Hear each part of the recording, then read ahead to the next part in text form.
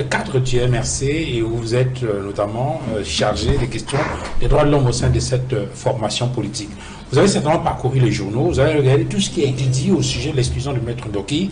Est-ce que la presse a rendu compte de façon fidèle de ce qui s'est passé en rapport avec l'exclusion de Maître Michel Ndoki? Bon, voyez-vous, ce serait un peu difficile d'apprécier le travail de la presse parce que vous savez qu'il y a toute une pléthore de journaux au Cameroun et qu'il y en a certains qui malheureusement ont commenté de façon tendancieuse. Néanmoins, je pense que la vérité des faits donc. Oui, j'étais en train de dire, quand je dis commenter de façon tendancieuse, ça veut tout simplement dire que les commentaires, certes marginaux, qui ont été faits par certains organes de presse, ne collent pas avec la vérité de cette affaire.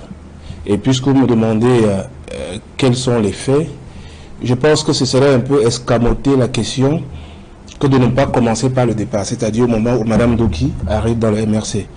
Parce qu'aujourd'hui, beaucoup de personnes épiloguent à partir du moment où le Comité national de médiation et d'arbitrage a pris sa décision.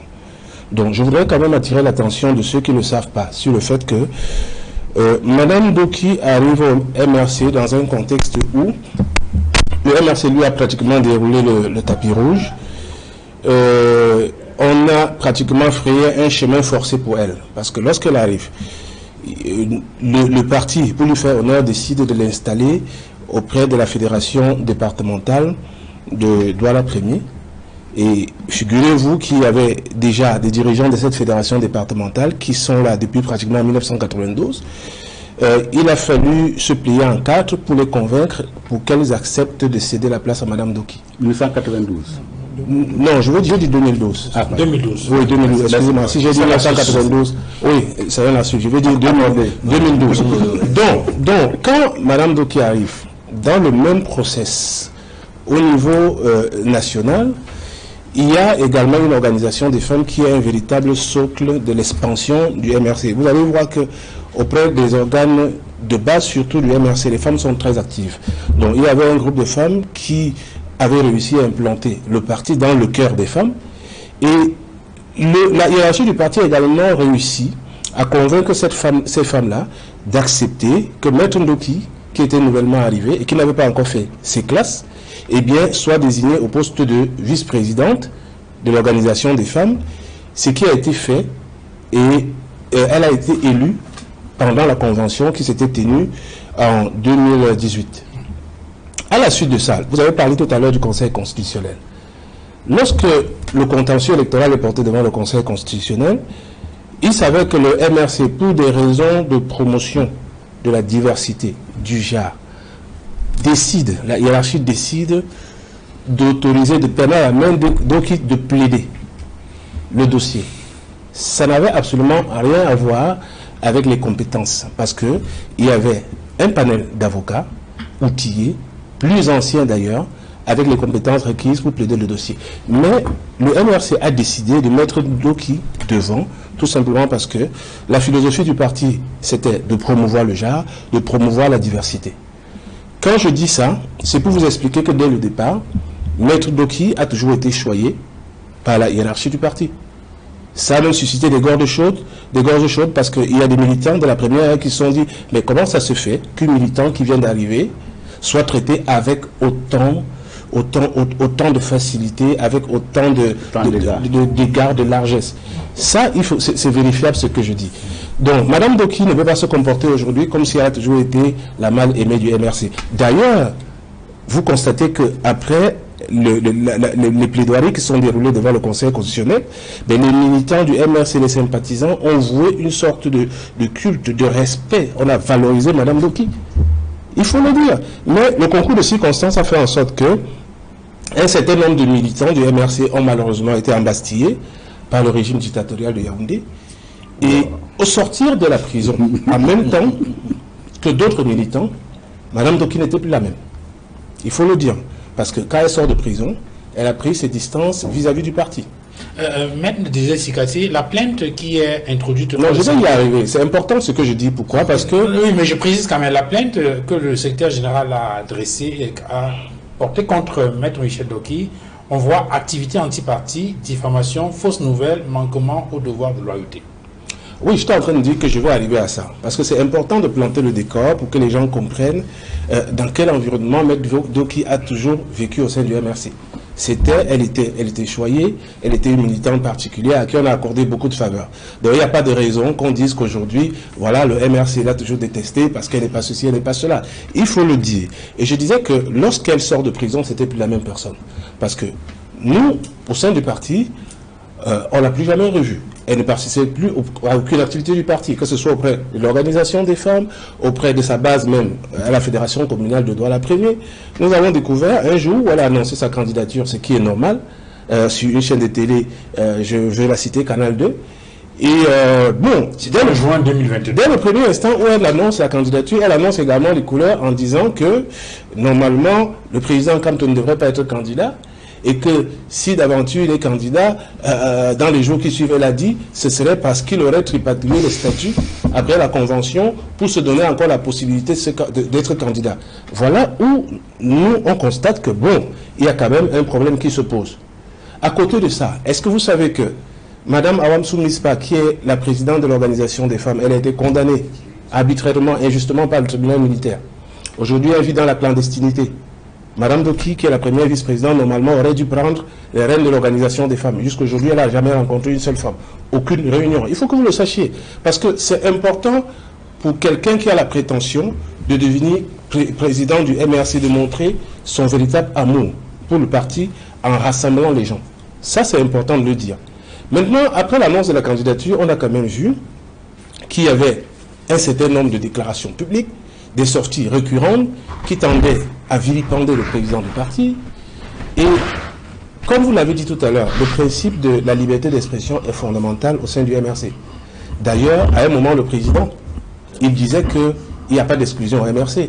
Parce qu'en fait, dans la philosophie du parti, il est question de respecter la liberté d'expression, la liberté d'opinion. Mais nous savons tous que la liberté d'opinion est encadrée. La liberté d'opinion ne peut pas être un sauf-conduit pour le désordre, pour déstabiliser le parti. Lorsque vous avez une militante, Mme Doki, qui fait des publications publiques sur les réseaux sociaux, pour dire, c'est écrit ce que je dis, hein, c'est vérifié, que les casses, le boycott des artistes, les casses des boutiques, ne l'empêcheront pas de candidater à la présidence du MRC. Il est clair qu'elle met les militants du MRC en relation avec un certain nombre d'actes qui sont très souvent qualifiés par le régime d'actes de rébellion. Et l'une des raisons pour lesquelles plusieurs de nos militants sont en prison. Vous comprenez ça? C'est-à-dire, vous voulez être président d'un parti, mais en même temps, vous livrez ces militants à la vindicte d'un régime dictatorial. Parce que aujourd'hui, nous avons des militants en prison. Moi, j'ai une pensée pour un de nos militants qui est mort, étant en prison, Rodrigue Dagueo Koufouet, qui est mort étant en prison. Il y a un autre qui est pratiquement paraplégique, Kwame Adolphe. Mais moi, j'ai du mal à comprendre que vous vouliez être président du MRC et qu'en même temps, vous exposez les militants à une sorte de règlement de compte, de vengeance d'un régime dont on sait qu'il est très, très répressif vis-à-vis des militants du MRC. D'ailleurs, on sait qu'aujourd'hui, on a en prison plusieurs militants, dont certains qui ont été arrêtés chez eux, qui ont été interpellés chez eux et condamnés à 7 ans par le tribunal militaire. Donc, s'il fallait seulement s'arrêter sur certains dits de Mme Doki, cette façon d'accuser injustement des camarades politiques, d'être à l'origine de saccages de boutiques, vous savez très bien que les saccages de boutiques, parce que quand elle le disait, c'était dans un temps relativement court par rapport au saccage de boutiques qui avait eu lieu à San Minima. Mais quand vous le dites, c'est clair que vous dites que c'est les militants du MRC qui la nuit saccagent les boutiques. Elle a dit ça, c'est vérifié. Et c'est l'une des raisons pour lesquelles elle a été sanctionnée.